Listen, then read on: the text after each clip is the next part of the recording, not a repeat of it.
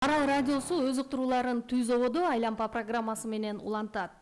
Кыргыз өкмөтү менен ЦНТРнын ортосундагы стратегиялык келишим күчүнө кирди. Эми ага ылайык мамлекетке учурдагы салыктардан тышкары дагы 150 миллион доллар келип түшөт.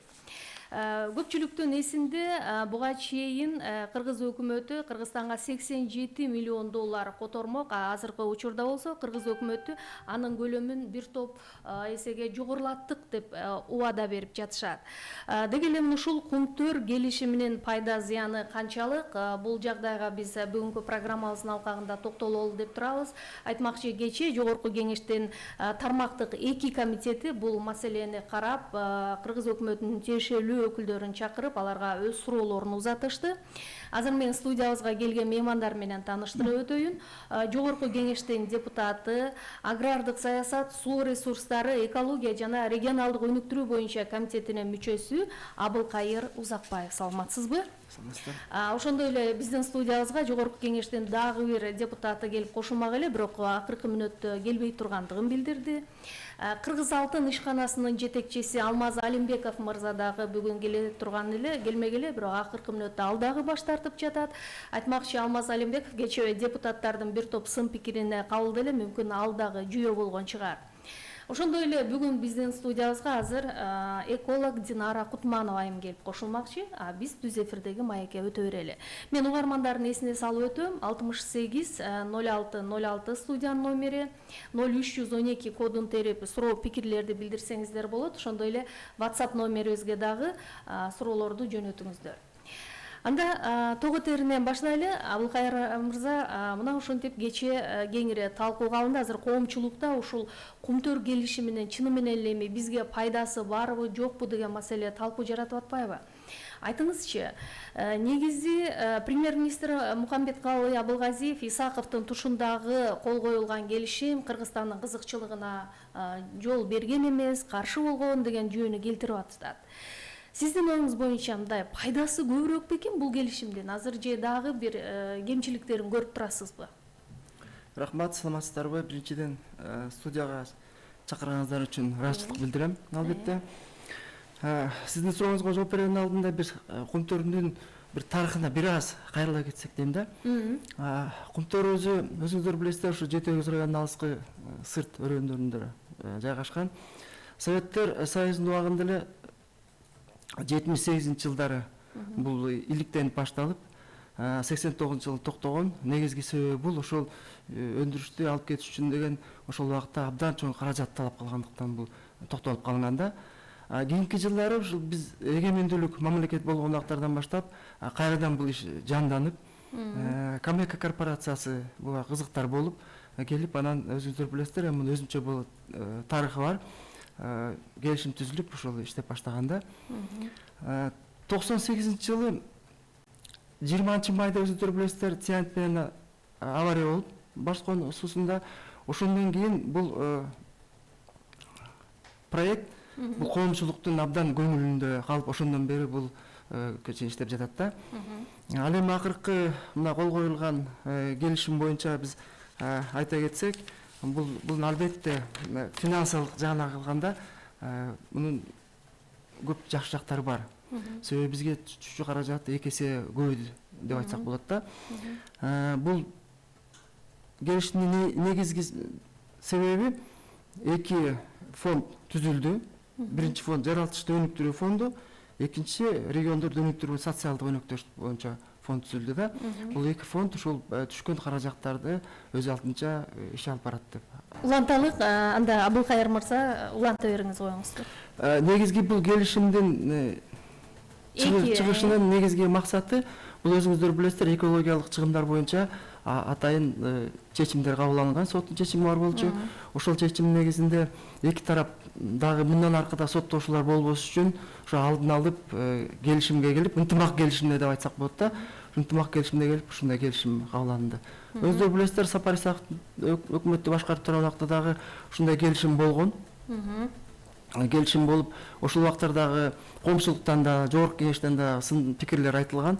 Себеби бул ушул маалыматты таратпастан өз ара ич ара келишим болуп калды деген сын пикирлер айтылып келген да.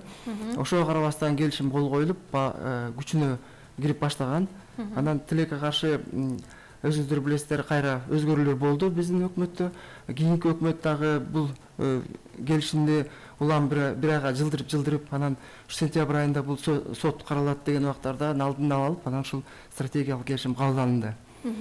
Негизги максат эми өздөрү билесиздер, эми Комтордун экономикалык жагын алсак дагы калыстыгы үчүн айтып коюшубуз керек. Бул мамлекетибиздин жалпы бюджетине абдан чоң зор таасири бар, чынын айтыш керек. Экологиялык жагына биз көбүрөөк көңүл бурушубуз керек да. Азыр экологиялык жагдай боюнча дагы токтололук, аңгыча эколог айым келип калар. Негизи эми 150 миллион долларга жогорулады деп жатпайбызбы? Бул жерде 2026 жылга чейин келип түшө турган каражаттар болуп эсептелет экен да. Анан ушулардын так бир кандай негизде бөлүнгөндүгүн сурап биле алдыңыздарбы, жооп болдубу? Азыр эмнени негизинде иштелип чыкты, кантип жетишилди мындай келишимге? Эмне үчүн мурда деле ушул 150 миллион долларга чыгарса болот беле, жок беле? Балким мындан да көп суммалар түшүргөнгө болот эле. Бирок азыр өкмөттүн жетекчилиги Комтор компаниясы менен Центрголд менен жакшылап сүйлөшүп, балким ушул келишимге келди. Албетте жакшы жактары бар. Бирок коомчулукта айтып жатат, бул дагы эле аз деп айтып жатат да. Балким ошол жагы турадыр. Кеп бул суммада эмес. Мына биз азыр козгоп аткан экология жаатына келгенде бул өтө аз деп да айтып койсок болот. Мен мисал айтайын, кечээ айттым, мына ушул Канадада интернет булактарын алдым. Ушундай чоң бийиктиктеги аска мөңгүдөн алынган сууну 1 литрин $57 сатат экен Канадада. Ал эми мына азыр айсбергдер чыгып, мына глобальный потепление деп айтып атпайбызбы? Ошол айсбергдерден алып келип, алар суу кылып, ошол Канадада $15 сатып атат. Биз ушул жоготкон 2 мөңгүдүнү эгер суу кылып сатсак эле канча акча каражат түшөт эле, балким муну эч ким эсептеген жери жок да. Бул демек бул кеп акчада эмес, бул өзүбүздүн байлыгыбыздын чексиз суммадагы байлыгыбызды жөнүндө кеп болуп жатат да. Негизи ушул түзүлгөн келишимде Центера стратегиялык келишимде айтылган баягы төлөмдөрдөн тышкары анан жаңы түзүлгөн фондко 10 миллион долларга бөлүүгө макулдугун берген экен да. Бул болсо жанагы аймактарды социалдык жактан өнүктүрүү фонду болуп эсептелет экен да. Демек бул жерде мисалы Ысык көл облусунда кечээ дагы парламентте Ысык көлдөн шайланып келген депутаттар бул маселени көтөрүштү окшойт. Өзүнүн ушул аймактын инфраструктурасын, социалдык экономикалык шартын өнүктүрүүгө каражат өтө аз же жок болуп атат депчи. Ушул көйгөйдө мындай так айтылдыбы, кайка кантип жумшалат? Ушул суроону мен бердим кечээ. Өзүңүздөр билесиздер, 1% деп жылыга Комторду өнүктүрүү фондуна акча которулуп турат жылыга. Бул 450 миллион тегерегинде. Жылыга түшкөн каражат. Жылыга түшкөн каражат. Бул 1%. Башынан бери бул каражат 3,5-3 миллиард тегерегинде акча түштү. Бул ошол Ысык көл областынын социалдык экономикалык өнүгүүсүнө. Өздөрү билесиздер, бул жерде Жетөгүз, Тоң районунда негизинен Балыкчы шаары, Каракол шаары, Түп, Ак суу, Ысык көл райондоруна бул өз бөлүнүп турган чектер бар да. Бул сумманын бөлүштүрүүсүндө өздөрүнүн атайын ар бир райондордон анан комиссиялар бар. Ошол комиссиялар карап туруп бөлүштүрөт. Мисалы үчүн акыркы эле мына Каракол шаарындагы чыгыш тарабында жасалып аткан жол $77 миллион ошол Комтордун акчасына салынып аткан жол да. Бул бир жагы. Экинчи жагы, мындай ойлоп көрсөк, ушунча чоң каражат, ушунчалык көптөгөн алтын казылып атып, өздөрү билесиздер. Анан ушул биз жол маселесин чече албаган бул өкүндүрөт да. Өзгөчө мына Балыкчы Каракол жолу өтө начар абалындагы. Ушунун 150 километр ушул Комтордун техникасы өтөт деп айтып атабыз. Башында эле ушул эң биринчи келишим түзүлүп жаткан убактарда айтылып калчу, ошолга каражат Комтор бөлгөн экен. Ошол каражат башка жака жумшалып кетиптир деген сөздөр айтылып келет да. Канчалык деңгээлде чындыгын айта албайбыз. Бирок негизгиси биз азыр айтып атабыз, ушул берип жаткан суммадан деле же башка бир жолдорун таап, эмне себептен биз ушул жолдон баштап жолду оңдой деп. Биз ысык көл областын биз туризмди деп айтабыз. Туризмди өткөрүш үчүн биз биринчи жолдон башташыбыз керек да. Ошол себептен ушундай маселелер бар. Дал ушул маселе боюнча азыр эң алгач угарманыбыз WhatsAppка суроо жазып жөнөткөн экен да. Кумтөр бул дейт Жети-Күз районунда жайгашкан дейт, аймактык территориялык жагынан. Эмне үчүн дейт, түздөн түз ушул райондун инфраструктурасы үчүн эч бир каражат бөлүнбөй жатат. Муну өкмөттөн тактап жооп алып бере аласыңарбы деп кызыккан экен. Жооп кечээ ушул суроону бердим. Ошол суроону бергенде албетте биз эми бир кыргыз мамлекет, бир мамлекет болгондон кийин биз мындай маселени бөлүп, жарып, мындай региондук мындай маселени козгобошубуз керек. Бирок ошондой болгондо дагы, мисалы үчүн мына Талас областындагы жери казылып аткандан кийин албетте ошол жердеги элдин да кызыкчылыгы болуш керек да. Туурабы? Ошол себептен биз бөлүнгөндөк эмес, бирок биринчи ушу Жети-Күз район элине, ошо калкына жардам бериш ушундай бир нерселер курулуш керек, жасалыш керек да. Ошол себептен муну мындай ачык эле айтсак болот да. Эмне үчүн биз муну айтпашыбыз керек? Ачык эле айтып, ошол жерге бир элге пайдасы тигендей болуш керек. Мен угармандардын эсине салып өтөм. 680606 телефон номерин терип сурооңузду узатыңыз же 0552 680606 WhatsApp номерине суроо пикирлерди калтырсаңыздар болот. Биз бүгүн Кумтөр келишими пайдасы жана зыяны деген теманы талкуулап жатабыз. Студиянын мейманы Жогорку Кеңештин депутаты, тармактык комитеттин мүчөсү Абылкайыр Узакбаев жана эколог Динара Кутманова айым келип кошулду. Кош келипсиз, саламатсызбы? Биз дагы студиябызга меймандарды чакырган элек, бирок алар убадасын берип, анан акыркы мүнөттө келбей койгондугу алардын өздөрүнүн жоопкерчиликсиз мамилеси деп гана кабыл алып, аны мен эфирден айта кетейин. Эми кийинки дагы бир угарманыбыз мындай суроосун дароо узатып жөнөткөн экен.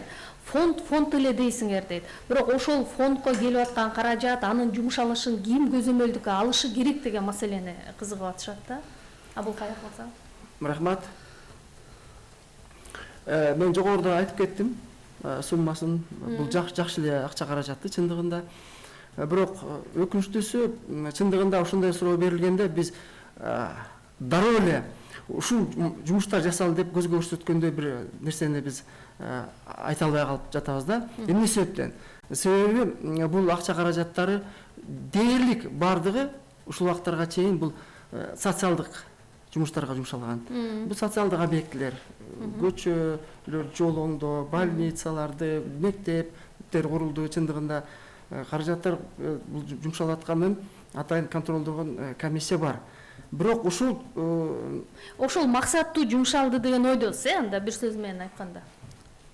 Кошулам. Макул, анда азыр байланышка чыккан угармандарга кезек беребиз. 0312 кодун терип 680606 телефону аркылуу байланышка чыксаңыздар болот. Мына эколог Динара Кутманова айым келип кошулганын айттым. Динара, айтыңызчы, мына жаңы ушул түзүлгөн келишим боюнча сизде кандай ой пайда болду? Пайдасы көбүрөөк болуп турабы же болбой эле баягы зыяны барбы? Канчалык деңгээлде мурдагы түзүлгөн келишимдерден сиз бир артыкчылыгын, пайдасын көрүп турасыз? Микрофонго мүмкүн болсо жакыныраак отурсаңыз, Саламатсыздарбы? Кумтөрдүн келишими эми жанагы каражат жагынан айтып атышат, 17 жылга караганда көбүрөөк болот деп. Бирок ошол эле учурда биз эмени унутпашыбыз керек да. Бираз катуураак сүйлөңүз, Ошол эле учурда жанагы айткан ошо жаратылыш фонду түзүлүп атат, башкалары эметип атат, ошо акча жагынан айтылып атат. Бирок ошо акчалар ошо максатына жетеби, жетпейби механизм жок. Ошо көзөмөлү кандай болот биринчиден. Экинчиден биз унутпашыбыз керек, ошо жанагы келишимди түзүп атканда жанагы зыяны кандай болуп атат? Биз 16.000 гектар жерди берип атпайбызбы? Ошо жерди бергенде ошонун ичинде жана Сарыташ Эрташ заповедниктин ичинен 2009 жылы 4000ден ашык 4380 гектар жер берилип кеткен. Ошон үчүн ал маселе 2012 жылы парламенттик анан мамлекеттик комиссия убагында каралып ошо жерлер кайра кайтарылып берилсин деп өкмөттүн токтому жокко чыгарылды эле. Эми азыр тилекке каршы кайра ошо жерлер ошо бойдон эле берилип калып атат да. Ал жердин ичине Мөңгү Петров деген бар, ал толугу менен кирип атат. 95-жылы ошо заповедникти түзүп атканда ошо Мөңгү эмеге караштуу болчу, ошо заповедникке караштуу болчу. Анан мен ойлойм, ушул маселелерди чечпей туруп ушундай келишимге койгондо эми зыян жагы да бар, и ошонун баары бияка ачык айтылбай атат да. Ачык айтылбай атат демекчи, ушул корук боюнча маселе кечээ да парламентте комитеттин жыйынында айрым депутаттар тарабынан көтөрүлдү окшойт да, бирок өкмөттүн так жообу эч кандай берилген жок, ал маалыматтардын баардыгы жалган калп деп атат. Динара айым айтып атат, бул жаап жашыруу болуп атат депчи. Сизди Абылкайыр мырза өкмөттүн жообу ынандырдыбы? Биринчиден азыркы өкмөттүн жообу алар айтып атышат, биз эч өзгөртүү киргизген жокпуз. Мурдагы ошол сиздер айтып аткан 2009-жылдагы чектелген чек боюнча эле биз ошол чек араны тийген жокпуз. Ошол чек боюнча эле картасы да өзгөрүлгөн жок, кошумча чийилген жок деп, ооба. Азыркы өкмөттүн жообу. Бирок чын-чынына келгенде бул жерде мына айтып отурсак, мен эгерде убакыт жетсе мен кыска айтып коеюн.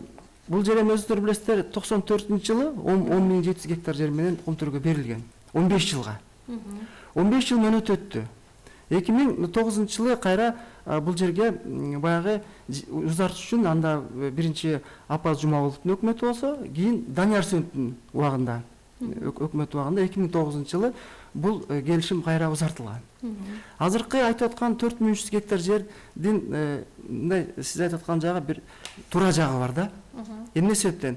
Кийинки ошол чек араны бекитип атканда кайда Чудиновдун өкмөтү ошол келишим кол коюлган алдында бир күн калганда ошол чекти өзгөртүп, анан кайра ошол келишимге алып келген дегенди комиссия аныктап чыкканда, азыркы өкмөт ушундай нерселерди эске алып, көңүлгө алып, тактап туруп, анан барса болмок дегенге мен кошулам. Кошуласыз. Оюңузду айтып атасыз. Бирок өкмөттөн мындай так жооп ала алдыңызбы? Так жоопту алар ачык эле айтып атат да. Биз 2009-жылдагы келишимде чек араны биз тийген жокпуз. 1 гектар жагы жер өзгөргөн жок. Биз көчө мына картанда көрсөттү. Ошол карта боюнча биз өзгөргөн жок деп атат. Эми биз мына эмки жумада биз комиссия менен барабыз. Комиссия менен барып, Комтөргө барып, Кудай буйрса, ошол жерден барып, жеринен көрүп, жана мында айтылып аткан азыр чындыгында ошол убакта Петров көлү, мен кечээ ушул суроону да бердим. Петров көлү 14 чакырымдагы бул көл турат да. Ал жерге барса, ошол жерде Мөңгү бар, Петров астында көлү бар, анын астында хвостохранилище бар. Биз ал жерге деген азыр миллиарддаган тонналарын уже хвостохранилищелер чогулттук ал жергечи. Эгерде биз ушул келишим иштеп кетсе, эгерде биз жанагы георазведкалар ишке ашса, бул аягы 50-жылга чейин барып атабыз. Эгерде 50-жылга чейин барса, анда биз эмне деген аткотторду ал жерге чогултабыз. Кеп акчада эмес, кеп ошол экологиянын келечеги кандай болот деген маселе да, азыр ошол болуп атат. Динара, мен айтып кетет элем, 2012-жылы парламенттик комиссия и өкмөттүн комиссиясы түзүлүп, отчеттору бар. Мен ушу студияга ала келдим. Мына мамлекеттик комитеттин отчету 13-жылы жанагы 161 барагында так жазылып турат. Ушу эме коруктан 4380 гектар алынган деп, аз айтылган деп. Бул бир документ. Ушул отчетко кол койгондо ошонун ичинде Айлана чөйрөнүн директору Атажанов, госгеологиянын директору Чунуев Ишимбай. Албетте мамлекеттик комиссия түзүлгөн беле же жөн эле жүргүзүлгөн? Жок, мамлекеттик комиссиянын отчету буга токтом жогорку кеңеш муну бекитип туруп токтом кабыл алган. Анан ошо токтомдун негизинде жанагы жерлер, жанагы токтом өкмөттүкү жокко чыгарылганда Данияр Үсеновдун. Бул 5-чи чакырылыштын депутаттары. Ооба, ооба. Анан ошол эле учурда мына өкмөт азыр айтып атпайбы эч кандай болгон эмес деп. Мына мен бул жерге каттарды ала келдим. Ошол эле учурда жанагы Чыңгожоев жазып атат. 11-сентябрда ошо 4380 гектар чыккан деп. Андан кийин Эсенаманов 11-жылы 25-майда мына колу турат, жазылып турат. Эсенаманов жазып турат, мына 4380 гектар берилген деп. И андан кийин мына Учкун Ташбаев деген бар, ошол эле жазып атат. И Атажанов 12-жылы дагы бизге жооп жазып берип атат. Мына 4380 гектар. Мына 4-5 жетекчи баары жазып атат. Анан кандай эле бүгүн жанагы директор Кыргыз алтын айтып атат, андай болгон эмес деп. Бул жалган сөз. Калп мындайча айтканда, экинчиден ошо мен азыр депутат айтканды тактап кетейин. Ушул жер 2042-жылга чейин берилип атат. Берилгенде ошо азыркы күндө жанагы хвостохранилище өйдө жакта, тоо жакта турганы, ошо Петров көлүнүн астында да, алдында.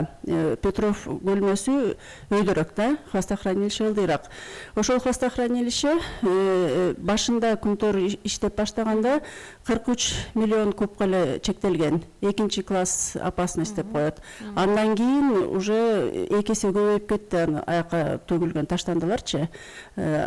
Азыр эми дагы 10 жылдан ашык иштесе, бул хвостохранилище ага мындай эме көтөрө албайт да, кыскача айтканда. Дамбасы да уже чектелген эмесинен ашып кеткен экесе.